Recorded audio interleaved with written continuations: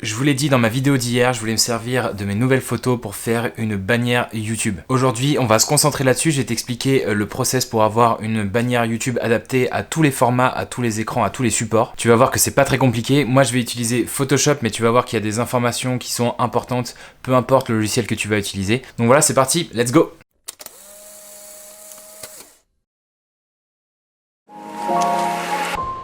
Salut la team, c'est Balt. Oh putain, ça fait bizarre. J'espère que vous allez bien. Bienvenue dans cette nouvelle vidéo. On continue dans la série rebranding. Je pense que ça peut être utile si tu te lances dans une marque sur le web. Je vais essayer de traiter un maximum de sujets qui peuvent être intéressants pour ton branding. La vidéo d'hier s'intéressait aux photos de profil, aux photos portraits finalement, qu'on a pu faire en ville dans Paris avec Wongai et avec Théo Tuile. Merci encore à eux, c'était vraiment cool et je suis plutôt content de la vidéo qui vient de sortir. Aujourd'hui, tu l'as compris, on va utiliser une de mes photos pour créer une bannière YouTube pour ma chaîne. Ça se passe juste ici sur Photoshop. Allez, on perd pas de temps. Alors voilà, j'ai décidé d'utiliser cette photo pour ma bannière YouTube. Je la trouve hyper stylée. L'avantage, c'est qu'elle est au format paysage, donc sur la longueur comme ça. Ça va me permettre de mettre un maximum d'informations sur ma bannière. Évidemment, je l'ai retouchée sous Lightroom pour améliorer un petit peu les couleurs et coller avec tout mon univers, tout mon branding en fait. La plupart des photos que je vais utiliser seront retouchées toutes de la même manière. Maintenant, pour créer une bannière YouTube, il y a des règles à respecter, il y a des dimensions particulières à respecter. Et c'est pour ça que j'ai récupéré ce fichier. Donc c'est très simple, on a une image globale au format 16:9. La résolution c'est du 2560 par 1440. Tu peux voir ici qu'il y a un certain nombre de traits bleus qu'on appelle en fait des repères sur Photoshop. Ça va nous permettre de positionner correctement les différents éléments de la bannière. Comme tu peux le voir, il y a différentes zones sur cette bannière. Premièrement, il y a la zone de sécurité. Celle-ci, c'est en fait une zone qu'on va voir en permanence sur les smartphones et sur les bureaux avec une résolution d'écran assez faible. Donc voilà, donc typiquement, on veut voir tous nos éléments, tous les éléments qui sont importants de la bannière, on veut les voir dans cette zone de sécurité. Maintenant, si l'utilisateur final il utilise une tablette pour aller sur ta chaîne, on va s'intéresser à cette zone qui est un petit peu plus élargie, qui est en 1855 par 423. Ensuite, pour les PC et pour des résolutions qui sont assez élevées, on va utiliser la zone Bureau Max, juste ici, en 2560 par 423. Et pour finir, et pour ceux qui regardent mes vidéos sur la télé, je sais qu'il y en a quelques-uns, je sais qu'ils apprécient.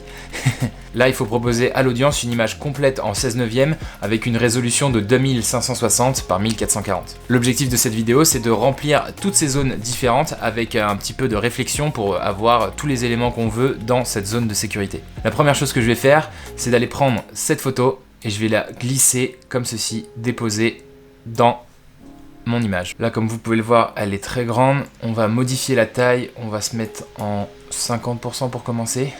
Ok, c'est encore un petit peu grand.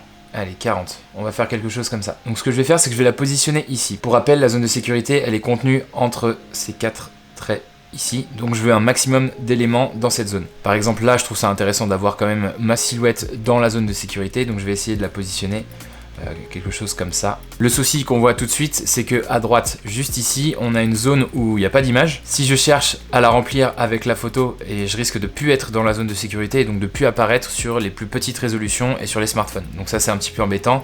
Donc je vais le décaler comme ça et tu vas voir qu'après, on va pouvoir résoudre ce petit problème. Maintenant, je vais faire quelque chose que la plupart des créateurs font, c'est de limiter la photo à cette grande bande comme ceci. Donc je vais utiliser l'outil sélection ici. L'avantage des repères, c'est qu'ils sont magnétiques et donc je vais pouvoir en fait me coller directement à eux comme ceci. Voilà, donc là j'ai sélectionné la partie qui m'intéresse exclusivement. Je vais pouvoir faire sélection, intervertir, sélectionner mon calque 1 et je vais pouvoir faire supprimer. Voilà, donc là on a la photo qui est uniquement présente sur la bande centrale. Tu vas comprendre pourquoi juste après. Maintenant, comme je te l'ai dit, il y a certaines personnes qui regardent YouTube sur leur télé et donc c'est quand même intéressant de leur proposer quelque chose pour la plus grande résolution, donc pour la zone totale. Ce que je vais faire ici, c'est que je vais reprendre cette photo, je vais aller la déplacer à nouveau juste ici, je vais la placer derrière mon calque 1 et maintenant ce calque 2, je vais essayer de le déplacer au niveau de l'arête de la photo principale. Donc quelque chose comme ceci. Donc déjà là le design il est assez intéressant, je veux pas que ça fasse trop ton sur ton, donc ce que je vais faire c'est que je vais modifier un petit peu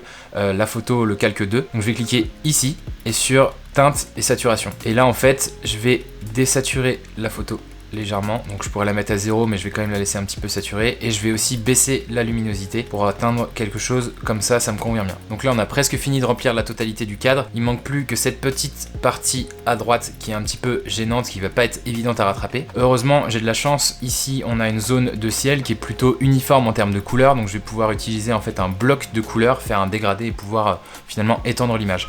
La première chose à faire, c'est d'utiliser l'outil sélection, de mettre un contour progressif à peu près à 20 pixels, d'aller sélectionner le bout de l'image juste ici, bien sélectionner le calque 1 qui est la photo principale, et là je vais cliquer sur supprimer. Je vais appuyer sur supprimer, et la première chose que ça fait, c'est que ça fait un dégradé de l'image. Donc ça va être beaucoup plus facile de mettre un aplat de couleurs juste en dessous pour avoir l'impression d'une certaine continuité. Maintenant ce que je vais faire, c'est que je vais créer un rectangle juste ici. Je vais sélectionner la couleur avec le sélecteur de couleurs, je vais prendre la couleur du ciel le plus proche possible de la zone fondue, et je vais pouvoir tracer mon rectangle.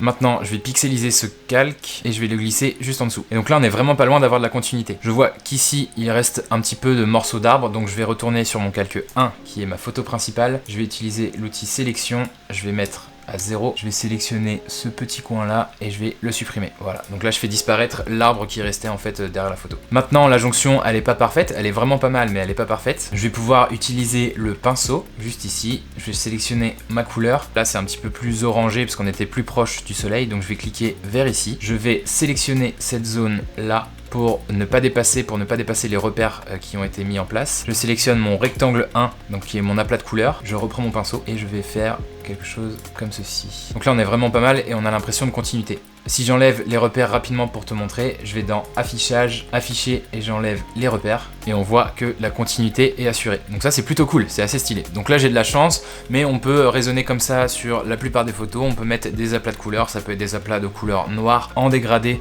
sur la photo qui a été mise en premier plan. Bref voilà, c'est à toi d'être créatif. Moi c'est comme ça que j'ai rattrapé cette image pour avoir une bande sur toute la largeur, et maintenant on va le compléter avec du texte et des informations. La première chose que je vais faire, c'est de rajouter mon tout nouveau logo. Il est juste là, je le glisse dans Photoshop. C'est un fichier Illustrator comme je te l'ai conseillé dans ma première vidéo sur les logos. Là je clique sur OK et le logo apparaît. Alors là il est un petit peu trop grand à mon goût, je vais mettre à 50%, je vais peut-être même le mettre à 40 ou 40%. Maintenant ce qu'on peut faire, c'est rajouter les informations sur ma fréquence de publication. Donc je vais rajouter du texte, je vais utiliser l'outil texte juste là. Je vais taper ici une vidéo chaque mercredi. Voilà, ce qui me convient pas c'est l'espacement des lettres, donc je vais aller ici et je vais pouvoir voilà, faire quelque chose comme ceci. Là l'inconvénient c'est que le texte blanc ressort pas hyper bien sur l'image parce que l'image est quand même assez claire, donc on va faire une petite astuce. On va aller cliquer ici sur rajouter un calque, je vais le glisser sous mon texte. Ensuite je vais faire édition, remplir de noir, je fais OK, donc là ça fait disparaître mon image, ce qui est un peu chiant.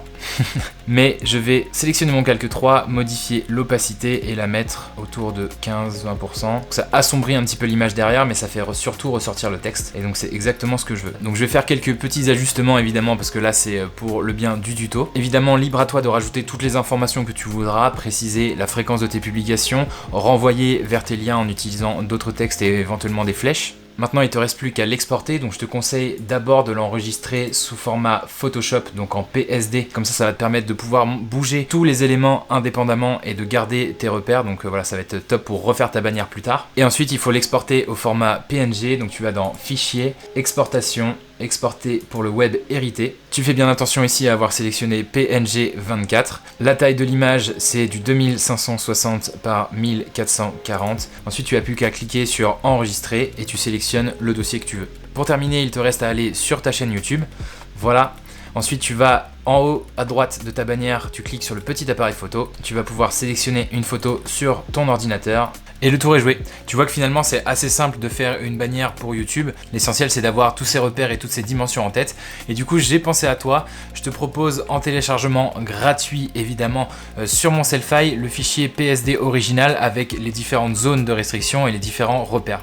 C'est terminé pour cette vidéo, j'espère que ça t'a plu. Si c'est le cas, pense au thumbs up comme d'habitude, et si c'est pas déjà fait, pense à t'abonner et activer la petite cloche, comme ça tu seras prévenu quand je posterai de nouvelles vidéos. C'est hyper important pour moi pour développer de nouveaux projets sur ma chaîne et pour l'algorithme YouTube.